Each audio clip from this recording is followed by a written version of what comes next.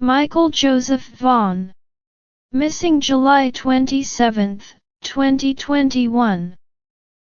Michael Joseph Vaughn went missing on July 27, 2021.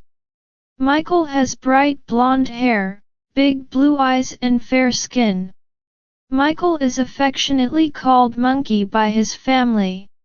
Michael was born on June 24, 2016 to Brandy Neal and Tyler Vaughn in Fruitland, Idaho, a small town near the Washington and Oregon borders. Brandy and Tyler have a solid relationship and have done nothing but search for Michael since the day he went missing. Michael is a happy, vivacious boy who loves monster trucks, camping, stargazing and pizza.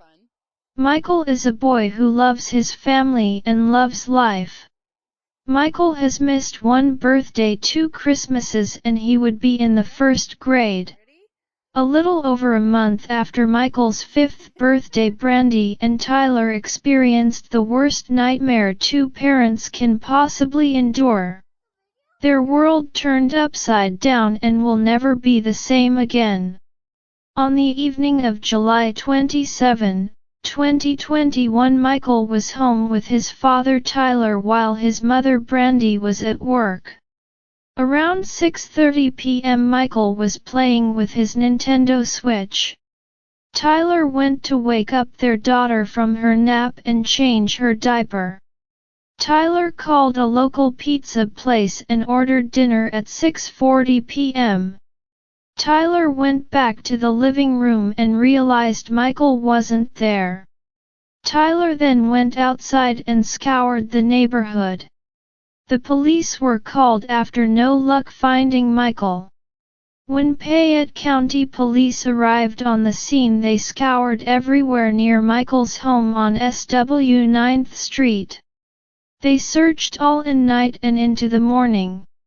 They sent out the first missing and endangered child alert at 8:20 p.m. that night, followed by 4 different alerts to emails, phone calls, and text messages all the way up to 11:21 p.m. Michael was last seen in his blue Minecraft t-shirt and dark blue boxer shorts and size 11 flip-flops.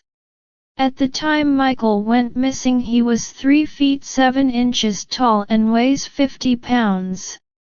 On the early morning of July 28, 2021, the Idaho State Police and FBI became involved in the search. The Fruitland Police Department is a very small department. They only have about 12 officers on duty working at any given time. It's pretty safe to say that Payette County Police Department doesn't deal with missing children often, and they were more than happy to receive the extra help, any outside help and resources that would come in to assist. A few days after Michael's disappearance on July 31, Chief Hoff of the Fruitland Police Department gave a conference to explain the investigation. They had talked to every neighbor in close proximity to Michael's home. They also looked through as many surveillance and doorbell cameras. By doing so, they were able to find a few joggers and people walking, as well as cars in the area that was interest to the authorities. The 2 vehicles that were around the area around the time of Michael's disappearance.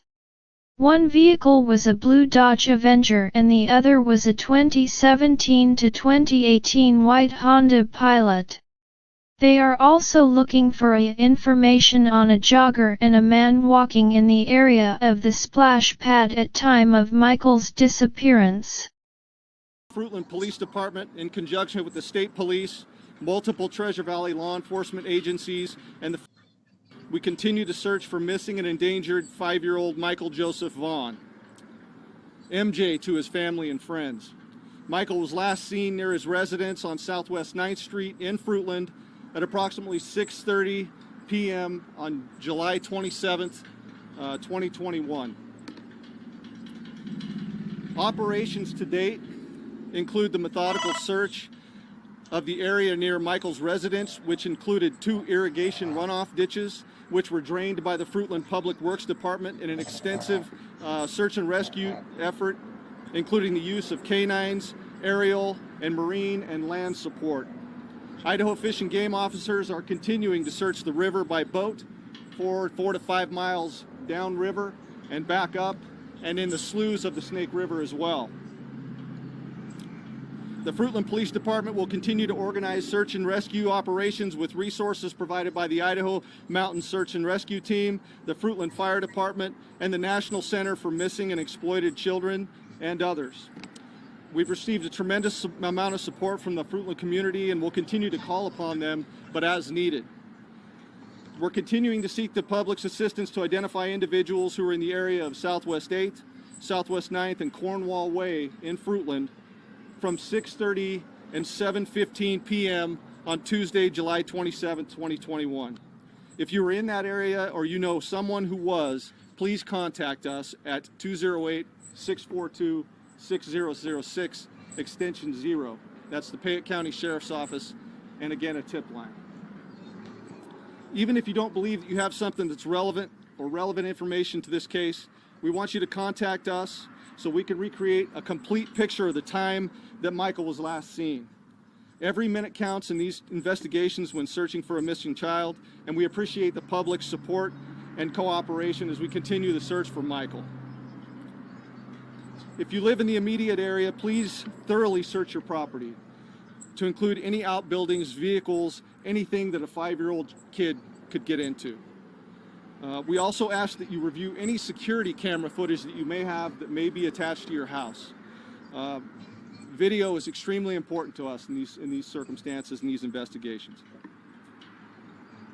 We're also very grateful for the public's assistance in following up on each lead. We are vigorously following up on each lead that we're getting in. So I want to make it clear that as your tips are coming in, they're not falling on deaf ears. The community knows because they see us out here every single day, pounding the pavement, pounding these rural areas. We are working.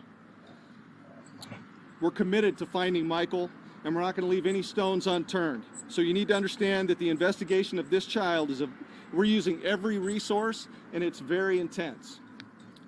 We ask that the community only report information from credible sources to law enforcement. And as we know, that if we're just coming up with speculation, it causes rumors, and we'd like to have factual information. So please help us out that way so we can chase down factual leads.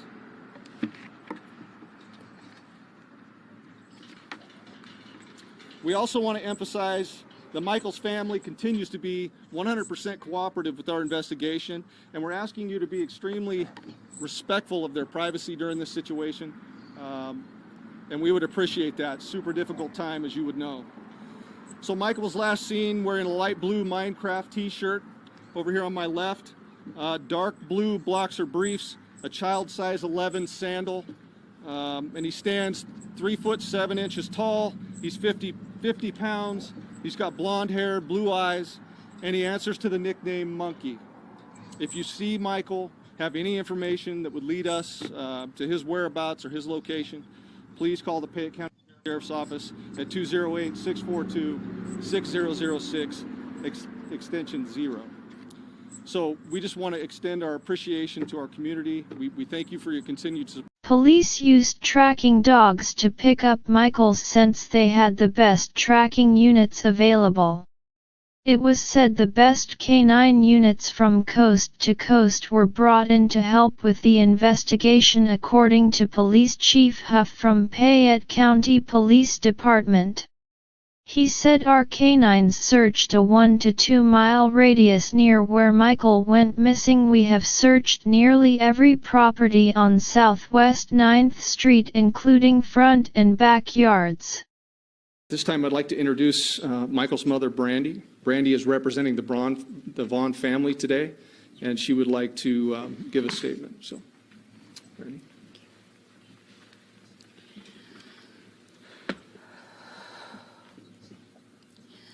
Hello, everyone. I want to thank you for all being here today. My name is Brandy Neal, and I am Michael Joseph Vaughn's mama. I am here before all of you today on behalf of my family to speak about Michael. As much and everyone in our family wants to be up here in front of all of you today, I am here to speak on all of our behalf. I am here to ask you all, I'm here to ask you, please for your help. I am here to ask you to please keep Michael's face, his name, and his story in every one of your hearts, your eyes, and your minds. It has been 115 days. 115 days. He has not been home. And we need every one of you. I need you. I need your help to bring my baby home. Since Michael was only 5 at the time of his disappearance, there's only so many possibilities of what could have happened. Either he wandered off or he was abducted, so the first thing police did was search a 1 to 2 mile radius around the area that Michael went missing. As mentioned, they also cleared the family as there was no evidence of foul play on their property. However, that hasn't stopped media and public scrutiny of the parents, leaving the only other option there on the table being an abduction. The family stands by the Payette County Police ISP and the FBI during every single press conference. It's safe to say they're cleared, or certainly are still being looked into. I mean, they're not trying to evade the investigation in any sort, not to mention police have happily said that they are always cooperating with the investigation and have always made it a point to tell the press and the public to respect their privacy. A small Idaho County Department are joining the investigation. People could find better use of their times in putting these unfounded claims. Police have access to surveillance cameras throughout the neighborhood as well as those eyewitness accounts, so they have a pretty good indication of when Michael went missing. Also, in favor of what Tyler has said in the past, police were able to narrow down at the timeline of when Michael likely disappeared. Originally, police had said that Michael disappeared between 6:30 p.m. and 7 p.m., going off the last time that his father saw him that night. It's now believed that he disappeared between 6:40 p.m. and 7 p.m. Tyler was later able to provide a receipt from the pizza that he had ordered, and the time stamp was 6:40 p.m. It's unclear why they changed it, but it's safe to say and assume that they have cooperating evidence.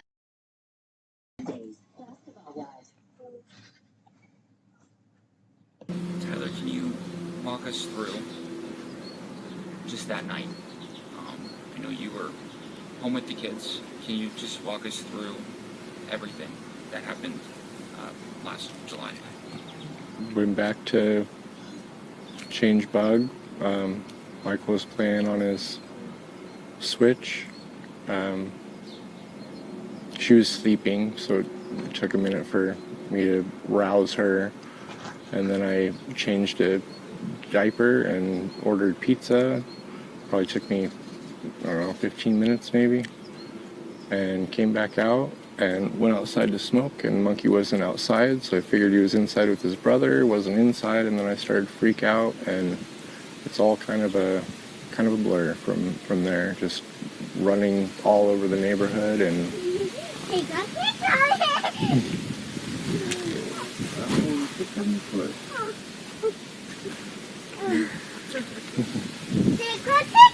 tickle, tickle. Hi, Pickles. Did you, What time was that? I ordered the pizza at 6:40. I really couldn't tell you any other timestamp behind besides that with 100% certainty. And I don't even know if that's when I entered the order or when I finished the order or what. The receipt said 6:40. and were you in in the house when you ordered, or were you outside? No, I was in the back bedroom with Bug. And following, I mean, when you realized that you didn't know where Michael was, I mean, what did you do then? Did you knock on neighbors' doors? Did you? I came outside and I looked down the street and I hopped in the car and called Brandy and drove to the splash pad and then all over the neighborhood, walking, running, driving. Like I couldn't tell you where. I mean, I didn't leave the neighborhood, but all up and down this, 8th Street complex, we were both all over. Some of the people that like to speculate are wondering, well, why did you call Brandy? Why didn't you just call the police first? I mean, what was your thought going into that? I mean, obviously it probably wasn't rational because you were anxious. But I mean, can you just explain a little bit about your process in that way? I was scared, and she was the first person I thought to call.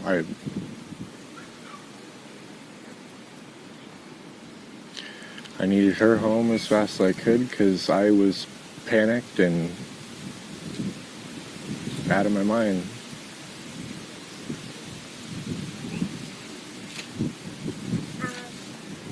Just going off of that question, I just think, I'm sure you guys see a lot of stuff online as well.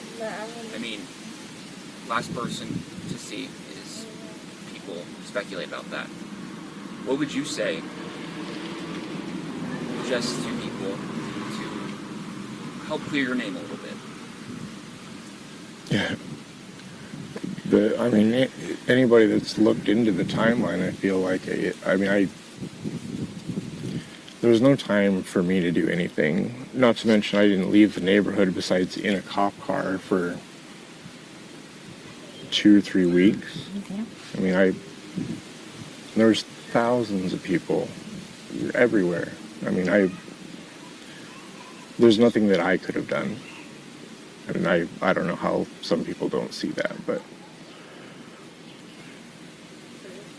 Talk to me about your relationship with Michael. Yeah. What was he like to you? Is. Yeah. Sir, is. What is he like to you? He's my best little buddy. We do, comic books, monster trucks. He's the sweetest little boy in the world. He was always trying to help. Oh, He's perfect with his sister. They have an amazing relationship. both his sisters. Both his sisters. He's a wonderful, wonderful little boy, and he doesn't deserve this. Police gave another press conference at the 1-year mark of Michael's disappearance. Chief Huff facilitated and Brandy spoke. About Michael, the investigators put Michael's face in a national information database from missing children. Chief Huff made it clear that the longer the search goes on, the bigger the chances that Michael was abducted. Huff tells the public that they continue to receive and clear leads they needed as much help as possible to bring Michael home. Chief Huff reminded the public about the 2 cars seen in the area at the time the blue Dodge was cleared. However, he told the public to remain vigilant and to keep their eyes peeled for the same 2017 to 2018 Honda Pilot that was seen driving in the neighborhood the night Michael disappeared. They believed that the car belongs to a resident. They were able to identify and clear that jogger who was seen that night, but they also still needed to find out who that man walking near the splash pad in Crestview Park was. He clarified that neither the owner of the Honda nor the man seen Walking were in trouble, but that they wanted to get in contact with them in case they had witnessed anything. The man walking was described as a white male in his late 20s to early 30s wearing a sleeveless t-shirt and black shorts and a hat. Fruitland police are searching a home in connection to the disappearance of Michael Vaughn. Here's a map of the area we're talking about. You can see the home police are searching in proximity to where Michael's home is. Our crews on the scene say it's only about 4 minutes away. Our Abby Davis has been there throughout the day today, and she is live on the scene to update us with the latest information. Abby? Doug, law enforcement have been out here since Friday after they received a very credible tip. That is what the police department told us, suggesting that they take a little bit of a walk. The road has been closed to through traffic since Friday evening. You can come over here, you can see this crime scene tape, and then continuing walking, you can see there is they're excavating the entire yard. We were told about 3 to 4 inches. You can see that dump truck there. They have been taking piles of dirt out since about 11 a.m. this morning. Where they're taking it, they said they're taking it to an off-site location where it will be processed. Now, like I said before, police obtained a search warrant and began working Friday night. They have plans to dig 3 to 4 feet deep. You can see a backhoe just went in and it's being used to dig up the top soil. Now, Huff said in no way that they believe what they are doing now will contaminate any sort of evidence that they find, if they do find any. Now, crews involved in the search include Idaho State Police, Fruitland Police, Idaho Mountain Search and Rescue, Fruitland Public Works, and the Fruitland Fire Department. 2 canine dogs, were also here earlier this morning. They have since left, but crews are telling me that they are very hopeful and that they are grateful for all of the community support. We just have to continue to process this, and if it yields, it yields. I guess it's kind of a double-edged sword. Do I hope? Not really. I hope that Michael is still alive and that we can bring him home safely to his family. But we also know that we need to find resolution to this case, and we need to just follow the leads and follow the credible information, and that's what we'll continue to do. Crews have been out here since about 10 a.m. this morning, and they did take a brief break around lunchtime. There were some possible safety concerns for the crews regarding utility lines and such, but you can see now they have since resumed. Now, a family spokesperson said the family thanks the community for all of their supports, but that they're requesting privacy at this time. Now, as far as a timeline, we don't really have one. Crews are expected to work until it gets dark tonight, but the police chief did say that they will most likely be out here tomorrow. Continuing to work. Police have roped off up to 4 houses surrounding the Wanderers' home. Their plan is to dig up 3 to 4 feet of dirt and load it into a truck, where it will then be transported to another location and sifted through. They have arrested Sarah Wanderer, the only person so far in this entire investigation to be arrested in connection to Michael's disappearance. Sarah alleges no wrongdoings. The judge on the case has sealed the court records and other affidavits to protect the integrity of the case. It's been alleged that police don't believe Sarah was the only person with the knowledge of what happened to Michael, and it's believed Stacy Wondroff might be another person of interest. Sarah will be in court again on November 21st and again on November 22nd for her preliminary hearing. It's been alleged that the Wanderers had a white Lexus that they sold right after Michael's disappearance. The agony Michael's family is going through right must be unbearable. Brandy Neal told a reporter that she wasn't doing well at all, which is completely understandable. She also said it was taking everything in her power not to walk over to the Wondroff's home. Fruitland woman Sarah Wanderer was arraigned virtually here at the Payette County Courthouse. I understand what they've said is not correct. Sarah Wanderer alleges no wrongdoing. A $500,000 bond. The state initially asking for more. She's a danger to the community, and she fails to abide by the social norms that we all expect. And there are obviously very serious implications in her being aware of his whereabouts this whole time. So The state's asking for a $1 million bond. Prosecutors also say Wandra was already on pretrial release for a previous felony charge related to illegally possessing a firearm as a convicted felon. Should Wandra post bond, she'll be required to be fitted with GPS monitoring prior to her release. In court Monday, the judge also ruled to seal all documents in the case, including investigative reports and affidavits where the details could compromise the ongoing investigation or potential future jurors. And police tell us they don't believe that Sarah Wandra is the only person with knowledge of what happened to Michael Vaughn. She'll be in court next on the 21st for a status conference and then again on November 22nd for her preliminary hearing. Are you Sarah Wandra? Ma'am, can you hear me? I need you to move in a little closer to the mic. I'm unable to hear you. No, I'm Stacy Wandra. Okay. You're Stacy Wandra? Yeah, I'm Sarah Wandra, sorry. You're Sarah Wandra. Okay, thank you. Ms. Wandra, in this case, which is CR 38221769, you are charged with having violated the law in one count. It is alleged that you did on or about the 12th day of November of this year here in the state of Idaho they've been made against you. I understand what they've said is not correct. All right. You have enough charged with a crime, and the deputies typically hand out a document that describes those rights in detail. Did you receive a document like that? They're giving me documents right now. All right. So in a criminal case, ma'am, you have the right to remain silent as it relates to the underlying charges. You have the right to require the state to prove the charges beyond a reasonable doubt, the right to cross-examine and confront the evidence the state may put on in an effort to prove its case, the right to testify in your own defense if you wish to, the right to use subpoenas to bring witnesses and evidence to the trial as you may determine to be appropriate, and the right to be represented by an attorney at all stages of these proceedings. Do you understand that you have those rights?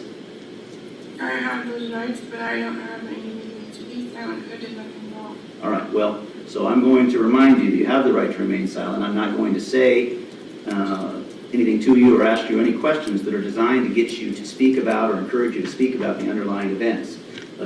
Everyone who gives up that right and does speak about the case or make any statement at all about it, of course, those can be used against you, so I'll remind you of that. This is Sarah Wandra, 35 years old. Sarah lives at 1102 Red Wing Street in Fruitland and was living there at the time of Michael's disappearance. We believe that Sarah has firsthand knowledge and is involved in Michael's abduction. Sarah Wandra is currently being held at the Payette County Jail for failing to report a death to law enforcement.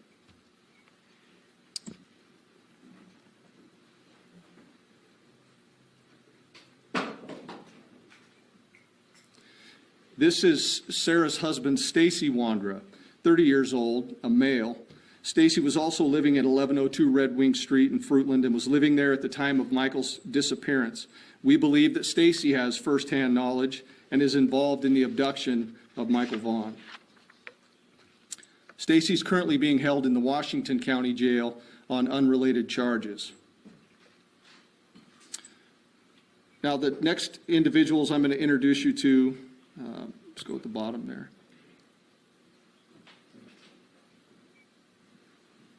This is Brandon Shirtliff, 30 years old, of Kuna, Idaho. Brandon was living with Sarah and Stacy Wandra at 1102 Red Wing Street at the time of Michael's disappearance, and we believe Brandon has firsthand knowledge of Michael's abduction. Brandon is currently believed to be in North Dakota.